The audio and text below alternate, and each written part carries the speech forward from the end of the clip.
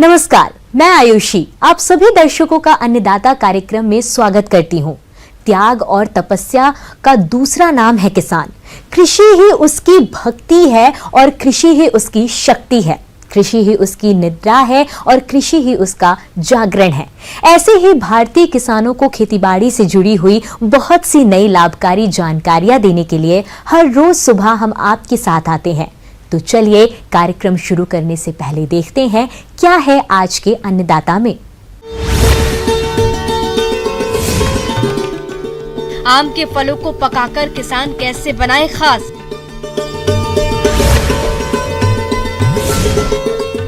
मधुमक्खी पालन ने किसान के जीवन में भरा मिठास।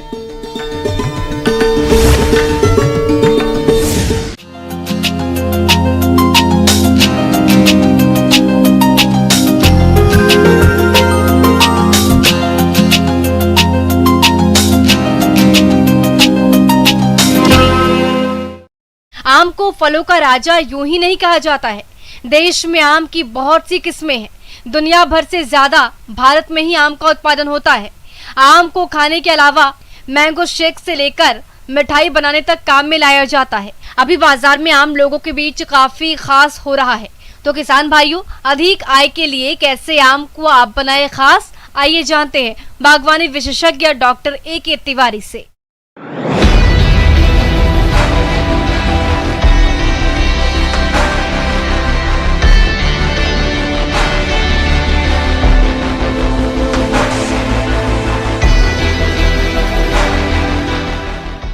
फलों का राजा आम आपके पेड़ में लगभग तैयार है। अब ये आपको देखना है कि पेड़ में ही पकाना है या दूर भेजना है। दूर भेज करके उसके बाज़ार को पकड़ करके क्या हमें ज़्यादा से ज़्यादा आमदनी लेनी है या ज़्यादा देर तक खाना है। तो इसके लिए किसान भाइयों दो बातों पर ध्यान रखिएगा। पहली बात ये कि अगर आपको दूर भेजना है तो आपको पेड़ में पक जाए तब तक का इंतज़ार नहीं करना होगा, आपको पहले ही उसकी तुड़ाई कर लेनी होगी।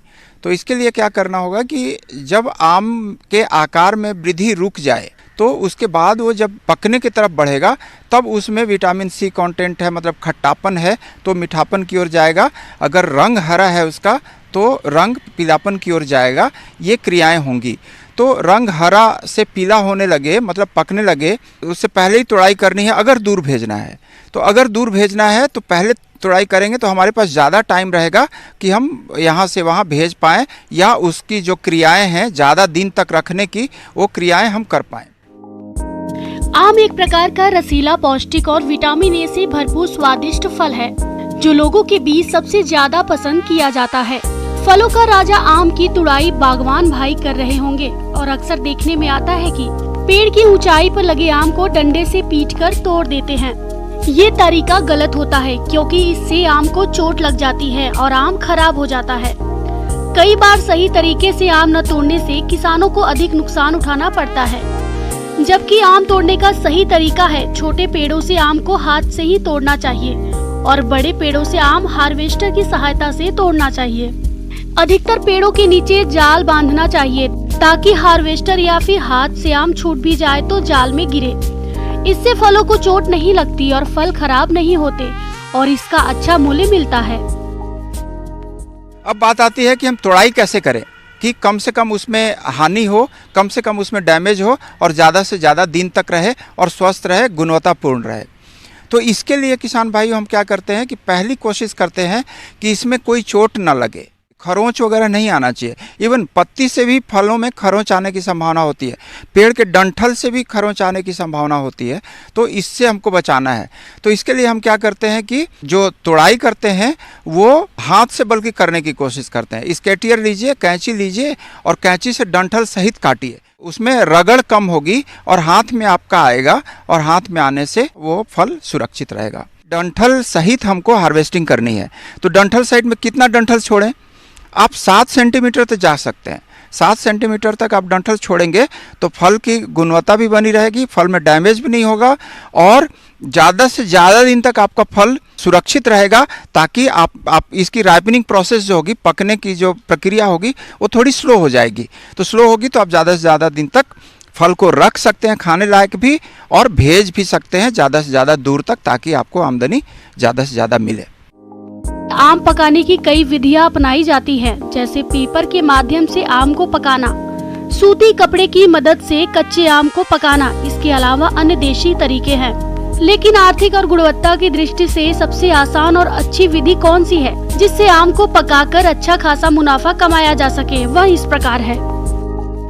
अब फल की हम तोड़ाई कर लिए हैं, तो क्या करना चाहिए कि फल तो अभी खुले में था ना, धूप बरसात वगैरह में था।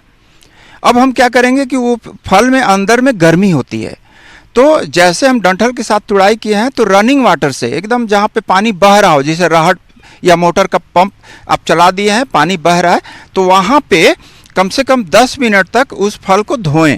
वो गर्मी को दूर करनी है ताकि थोड़ा सा ठंडा हो जाए। तो यहाँ पे फील्ड हीट हटा लिए। अब फील्ड हीट हटाए उसके बाद अब तो फल भीगा हुआ है, भीगा हुआ फल को आप रूम में ले लाइए और रूम में उसको फैला दीजिए, फैन चला दीजिए, पंखा चला दीजिए, उसको हवा लगे, हवा से उसका पानी को सुखा लीजिए। तो वो फल अब आपके पकने के लिए, पकने की प्रक्रिया अब शुरू वहाँ से कराई जा सकती है। तो ये फल हमारा फिजियोलॉजिकली मैच्योर्ड फल की तुड़ाई हम कर लिए। अब है कि तुरंत पकाना है, तुरंत खाने के लिए, या देर से पकाना है। अगर अर्ली मार्केट पकड़नी है, पहले की का बाजार पकड़ना है, तो आपको तुरंत पकाना है। तो तुरंत पकाने के लिए किसान भाइयों, हम रसायन का उपयोग करने के लिए हम ज़्यादा रिकमेंड नहीं करते हैं, इसलिए कि फल खाने की चीज़ है, वो एक तरह से जहर क्यों मिलाएं हम। तो हम क्या करते हैं कि उसको जो फल को पकाना है उसको कागज़ में लपेट लेते हैं, फिर हम उसको कोरुगेटेड फाइबर बॉक्स आता है, CFB बॉक्स हम बोलते हैं, तो वो कार्टन होता है, कार्टन में हम उसको ठीक से सुरक्षित रखना चाहते हैं, ठीक से पैकेजिंग भी हो जाएगी। पेपर में लपेटा हुआ, कोशिश करिए कि पेपर टिश्यू पेपर हो, तो टिश्यू पेपर में लपेटेंगे तो कुछ इथिलीन गैस जो होगी एब्जॉर्ब भी होगा, कार्बन डाइऑक्साइड भी एब्जॉर्ब होगा, और अंततः आपका फल जल्दी पकेगा। और जो पकेगा वो यूनिफॉर्म कलर लिए होगा, वो पीला है तो मज़ेदार पीला फल पूरे में रहेगा। ऐसा नहीं कि डिजिटल एंड पे पीछे वाला पॉइंट पे हरा रहेगा और जो जिधर डंठल लगा रहता है उधर पीला रहेगा, ऐसा नहीं, यूनिफॉर्म रहेगा। ये जल्दी के लिए है। अगर आपको दूर मार्केट में भेजना है, मतलब शेल्फ लाइफ उसकी बढ़ानी है, मतलब आपको ज़्यादा से ज़्यादा समय तक फल को खाने लायक बनाए रखना है, तब उसमें हम कुछ प्रोसेसिंग भी करते हैं। फील्ड हीट दोनों में हमको हटाना है, पानी से हमको दोनों में धोना है।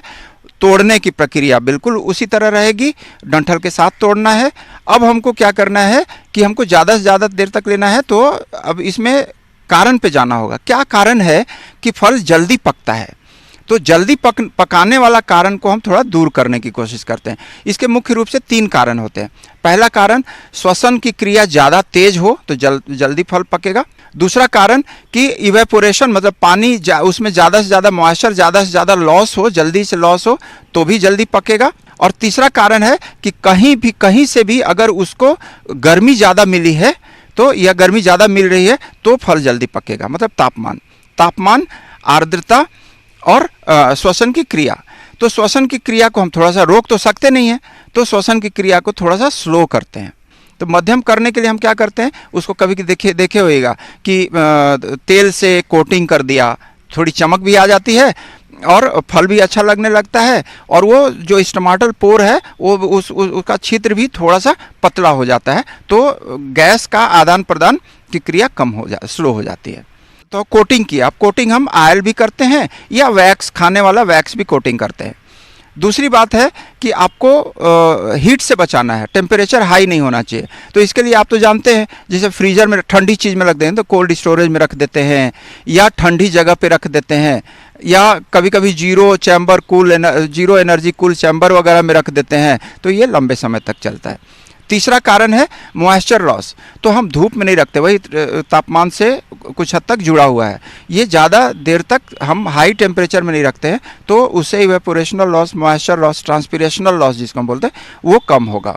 तो उसके लिए भी हम क्या करते हैं कि जो अंदर का वातावरण है वो थोड़ा मॉइस्ट रहेगा, तो इवेपोरेशनल लॉस या ट्रांसपिरेशनल लॉस हमारे पास कम होगा। तो इससे हम फल को ज़्यादा से ज़्यादा दिन तक उपयोग करने लायक रख सकते हैं। अगर हमको ज़्यादा आमदनी लेनी है, लेट मार्केट पकड़ना है, डिस्टेंट दूर का मार्केट पकड़ना है, तो हम ज़्यादा से ज़्यादा समय तक इसको सुरक्षित रखते हुए वो मार्केट हम पकड़ सकते हैं। तो अंततः हमारी आमदनी अच्छी रहेगी, गुणवत्ता भी अच्छी रहेगी। जो गुणवत्ता का मतलब अंदर में गुदा का रंग यूनिफॉर्म रहेगा, शुगर परसेंटेज ज़्यादा रहेगा, मिठास ज़्यादा रहेगी, और अंदर में कम्पैक्टनेस ज़्यादा रहेगा, ज़्यादा लूज नहीं रहेगा, कम्पैक्टनेस ज़्यादा रहेगा। जो चमड़े हैं उसमें श्रिंकिंग नहीं होगी, वो सिकुड़े हुए नहीं रहेंगे, चमड़े भी यूनिफॉर्म रहेंगे। इस तरह से अगर हम प्रक्रिया अपनाते हैं तो किसान भाइयों, आपकी वही आम का फल से आपकी आमदनी ज़्यादा बढ़ेगी, आप समृद्ध होंगे, आप खुशहाल होंगे। धन्यवाद। ब्रेक के बाद आप सभी दर्शकों का स्वागत है। चलिए अब रुख करते हैं अगली कड़ी की ओर। कृषि का देश के विकास में बहुत बड़ा योगदान होता है। कृषि में आज बहुत से कार्य ऐसे हैं जिसे किसान अपनी क्षमता के आधार पर कर रहे हैं।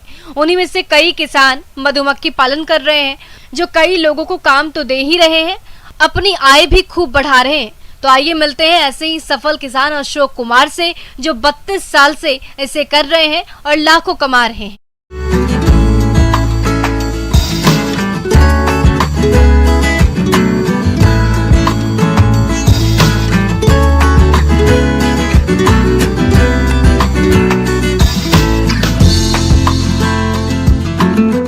यहाँ मधुमक्खी पालन का काम हम लगभग 32 साल से करते आ रहे हैं। बहुत छोटे पैमाने पे ये काम शुरू किए थे, पहले 5 बॉक्सेस से शुरू किए थे काम को, और उस समय हमारा लगभग 40,000 रुपया लग गया था। आज हमारे पास 1,000 बॉक्सेस हैं और अलग अलग क्षेत्रों पे इसका माइग्रेशन हम करते हैं। इस कार्य में माइग्रेशन यानी मौन बाक्सों को फूलों वाले जगहों पर फूल रहने तक रखना अधिक शहद उत्पादन के लिए बहुत ही जरूरी होता है, क्योंकि अलग अलग एरिया में अलग अलग समय पर फूल खिलते हैं। उसी आधार पर मौन बॉक्सों को रखा जाता है। तो शहद जो है हम लोग कोशिश करते हैं कि ब्रूड चैम्बर से ना निकाल के हनी चैम्बर से शहद निकालें, जिससे इसकी क्वालिटी बरकरार रहे और लोगों को अच्छा चीज़ हम लोग दे पाए। अभी हमारे पास लगभग 1,000 बॉक्सेस हैं। तो जो बॉक्सेस है उससे जो हम लोग शहद निकालते हैं, तो साल भर में लगभग हम लोग औसतन निकाल लेते हैं, लगभग 9 टन से लेकर 22 टन तक शहद निकालते हैं। तो ये शहद, लेकिन ये निकालने का जो रेशियो है ये हमारा मौसम पे निर्भर करता है। यदि मौसम सही है तो ये रेशियो आपका सही जाएगा, यदि किसी तरह से मौसम की गड़बड़ी हुई तो रेशियो घटेगा। और इसमें जो मूल्य है तो हम लोग इसका जो बहुत सारी कंपनियां हैं, ये सब हमारे शहद को चेक करके, टेस्ट करके उसके बाद ये शहद को ले जाते हैं और वो लगभग थोक में लगभग ये 150 से 180 रुपये तक का थोक रेट देते हैं, जो कि इसको हम लोग कच्चा शहद कहते हैं। फिर उसको ले जाके वो लोग प्रोसेस करते हैं और सेल करते हैं। और हमारा जो साल में जो औसतन माइग्रेशन में चाहे और इक्विपमेंट में खर्चा है, तो लगभग 4 से 5 लाख रुपया खर्चा हमारा औसतन हो जाता है। तो ये इस तरह से हम लोग, और अभी है जो लगभग खर्चा वर्चा काट के हम लोगों का लगभग 20 से 22 लाख रुपया इनकम हमारा हो जाता है। इस बिजनेस में सही मैनेजमेंट और सही प्लान हो तो आमदनी बहुत अधिक होती है, लेकिन अगर लापरवाही या सही तकनीकी जानकारी नहीं है तो आमदनी बहुत ही कम होगी। इन किसान भाई का कहना है कि मेरे 1,000 बॉक्सों से साल में 9 से लेकर 22 टन तक शहद का उत्पादन होता है। उत्पादन में उतार चढ़ाव इस बिजनेस में लगा रहता है। अगर औसतन साल में 15 टन भी उत्पादन मानकर चला जाए तो 165 रुपए प्रति किलोग्राम के हिसाब से शहद से 24,75,000 रुपए की कुल आमदनी होती है। और इस उत्पादन को लेने में इनके साल में लगभग 5 लाख रुपए खर्च होते हैं, यानी शहद से इनको लगभग 19,75,000 रुपए का लाभ होता है। इसके अलावा अन्य उत्पाद से मिलने वाले लाभ से इनका इनकम और बढ़ जाता है। तो हम तो और किसान भाइयों से कहेंगे कि मधुमक्खी पालन बहुत ही अच्छा चीज़ है और इसको कीजिए और छोटे पैमाने पर स्टार्ट कीजिए और दूर तक जा सकते हैं।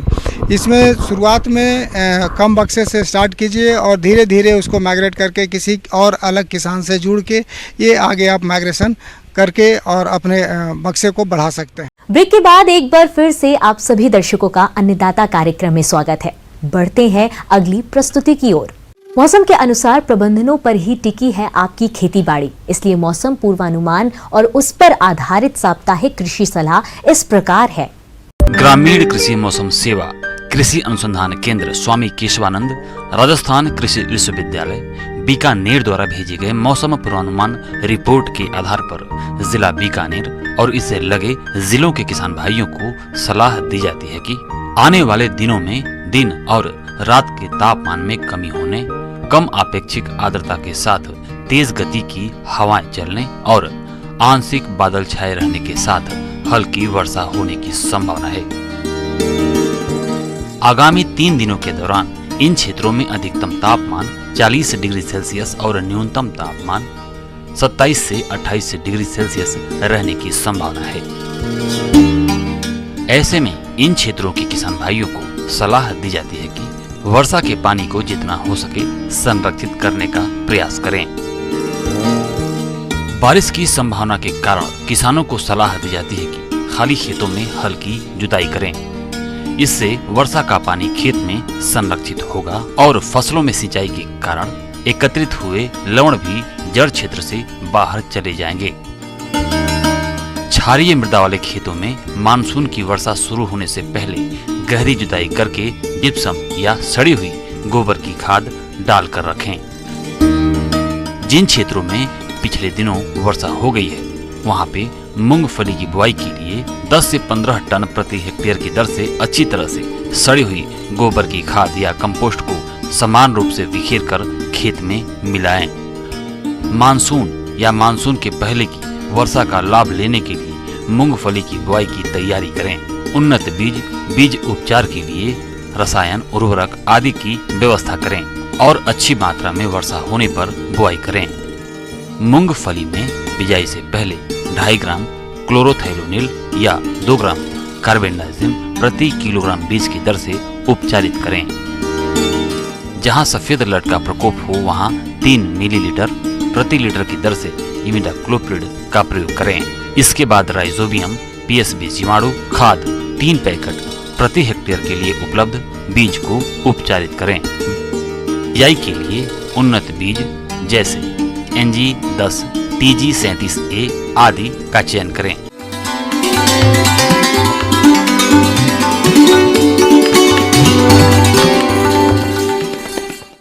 अन्नदाता हेल्पलाइन निशुल्क फोन संपर्क सेवा के माध्यम से आपकी द्वारा पूछी गई समस्याओं में से 1 या 2 महत्वपूर्ण समस्याओं को हम अपने कार्यक्रम में शामिल करते हैं। इसी के तहत आज की चयनित समस्या और उसका जवाब इस प्रकार है। अन्नदाता निःशुल्क फोन संपर्क सेवा के माध्यम से पूछे गए प्रश्नों में से आज हमने जिस प्रश्न को कार्यक्रम में शामिल किया है उसे पूछा है ग्राम सीतारामपुरा, जिला जयपुर के कृषक जयवीर सिंह ने। इनके अनाज में कीड़े पड़ जाते हैं, इसलिए ये अनाज के सुरक्षित भंडारण के बारे में जानकारी चाहते हैं। तो जयवीर सिंह जी, आपकी जानकारी के लिए प्रस्तुत है कार्यक्रम का ये अंश।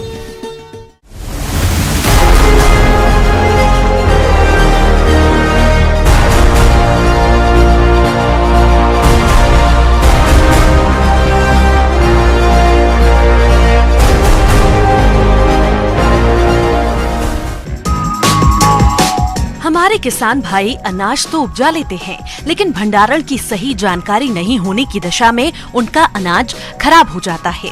यदि किसान भाइयों अनाज ही खराब हो जाएगा तो ऐसे उत्पादन का बाजार में क्या भाव मिलेगा, इसका अंदाजा आप स्वयं लगा सकते हैं। तो इस नुकसान को देखते हुए जरूरी हो जाता है कि आप अनाज का वैज्ञानिक तरीके से सुरक्षित भंडारण करें, ताकि आप इस होने वाली हानि से बच सकें। अनाज का भंडारण करते समय ध्यान रखें कि बोरियों को दीवार से थोड़ा दूर रखें। यदि दीवार के पास रखेंगे तो अनाज में नमी आ सकती है। ऐसे अनाज में कीड़े भी अधिक लगते हैं और अनाज सड़ गल सकता है। इसी के साथ ही यदि आपको गोदाम में किसी प्रकार की दरार या बिल दिखाई देते तो इनको बंद कर देवे। किसान भाइयों, इन सभी कार्यों को करने के अलावा यदि आप अनाज में सूखी हुई नीम की पत्तियों को रखते हैं तो भी कीटों का प्रकोप नहीं हो पाता। इसी के साथ ही अनाज को कीटों से बचाने के लिए कीटनाशक दवा का भी उपयोग कर सकते हैं, जिससे आपका अनाज खराब होने से बच जाएगा।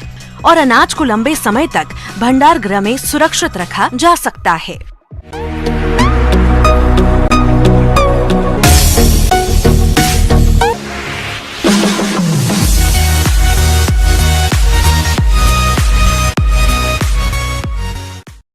राज्य की विभिन्न मंडियों में कृषि उत्पादों के चढ़ते उतरते बाजार भाव की संक्षिप्त जानकारी इस प्रकार है।